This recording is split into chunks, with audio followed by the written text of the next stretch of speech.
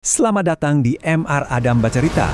Hari ini kita bakal mundur jauh ke masa lalu menelusuri jejak sebuah kerajaan yang mungkin namanya asing di telinga kita.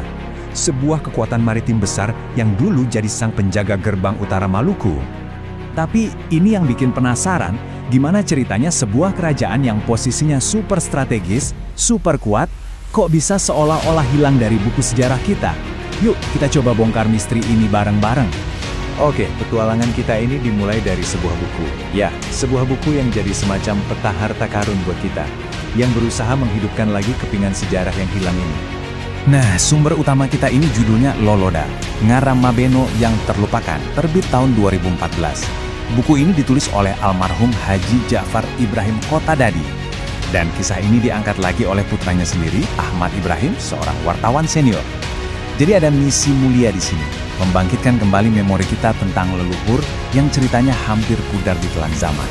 Dan yang bikin buku ini keren banget, ini bukan sekedar kumpulan dongeng loh, dasarnya tuh kuat banget. Sebuah naskah silsilah asli yang umurnya udah 150 tahun, ditulis oleh seorang ulama besar.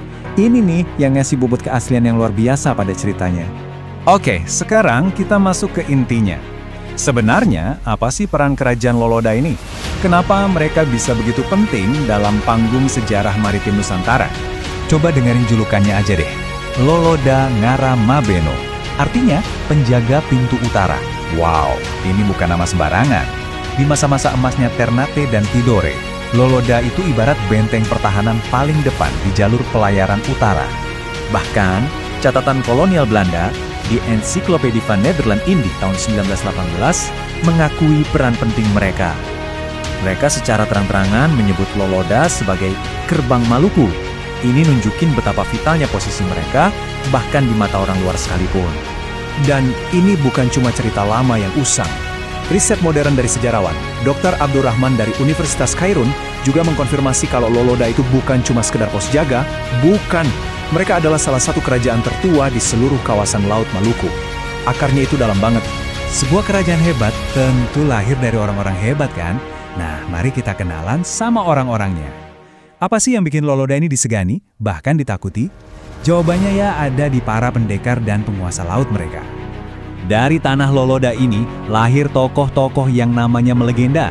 Ada Huruki, seorang putri pendekar yang punya andil besar dalam lahirnya Imperium Ternate. Terus ada trio penguasa laut yang namanya bikin gentar seisi perairan, Sasa, Depana, dan Robodoy. Nama-nama yang bikin merinding. Coba bayangin deh, seberapa besar kekuatannya. Para bajak laut yang paling ganas dan ditakuti di lautan aja harus tunduk sama otoritas Loloda. Mereka bukan cuma penjaga, mereka adalah sang penguasa lautan. Eits, tapi ceritanya nggak berhenti di Maluku aja. Disinilah plot twistnya. Ada babak yang sangat mengejutkan, di mana pengaruh mereka ternyata nggak hilang, tapi justru berpindah dan tumbuh subur di tempat lain. Yuk, kita ikuti jejaknya sampai ke Sulawesi.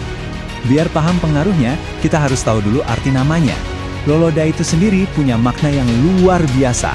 Sakti, hebat, tangguh, dan sangat sulit dikalahkan dalam perang. Jadi, nama itu sendiri adalah sebuah reputasi. Dan reputasi itu masih hidup sampai sekarang.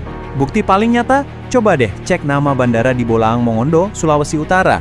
Namanya adalah Bandara Loloda Mokowagau. Ini bukan kebetulan teman-teman. Ini adalah sebuah bentuk penghormatan sejarah dan budaya yang dalam. Nah, disinilah kita lihat fenomena diaspora yang unik. Di satu sisi, kekuasaan Loloda di Halmahera pelan-pelan meredup. Mungkin kalah saing dengan hegemoni kerajaan lain. Tapi di sisi lain, pengaruh budaya dan keturunannya justru menyebar luas dan berakulturasi di Sulawesi Utara. Jadi mereka seakan hilang di satu tempat, tapi muncul kembali dengan wujud baru di tempat yang lain. Sekarang, kita sampai di bagian yang super penting, meluruskan sejarah. Kita tahu kan, narasi kolonial itu seringkali menyederhanakan cerita, bahkan memutarbalikkan fakta demi kepentingan mereka. Mari kita bedah kasus Robodoy. Jadi, ada dua versi cerita tentang Robodoy yang beda banget. Versi Belanda, mereka cap dia sebagai pemimpin bajak laut dari Tobelo. Tapi, fakta sejarah lokal bilang cerita yang sangat berbeda. Robodoy itu asalnya dari Pulau Doi di Loloda, dan jabatannya adalah Johukum Doi, yang artinya penasihat hukum laut. Jauh banget kan dari cap bajak laut? Jadi, apa yang disebut pembajakan oleh Belanda itu sebenarnya adalah bentuk perlawanan rakyat lokal. Mereka melawan monopoli ekonomi dan blokade laut yang dipaksakan oleh kolonial. Mereka bukan perompak yang serakah, mereka adalah pejuang ekonomi rakyatnya sendiri. Akhirnya kita kembali ke pertanyaan awal kita. Setelah kita lihat semua kebesaran dan pengaruhnya, kenapa nama Loloda bisa sampai tenggelam dalam arus sejarah? Jawabannya ternyata ada dua faktor utama. Pertama, dominasi kerajaan-kerajaan besar lain di Maluku yang perlahan-lahan menutupi sinarnya. Dan yang kedua, yang mungkin paling berpengaruh adalah narasi sejarah yang ditulis oleh pihak kolonial yang pastinya punya agenda sendiri dalam menuliskan cerita. Tapi syukurlah, berkat usaha-usaha seperti penulisan buku Loloda, Ngarama Beno yang terlupakan ini, kita, generasi sekarang, jadi bisa diingatkan kembali akan kejayaan sebuah kekuatan maritim yang pernah jadi sang penjaga gerbang utara yang begitu tangguh. Dan ini bikin kita jadi mikir ya, kalau sejarah sebesar Loloda saja bisa hampir terlupakan, kira-kira sejarah siapa lagi yang masih tersembunyi di luar sana, yang diam-diam menunggu untuk ditemukan dan diceritakan kembali?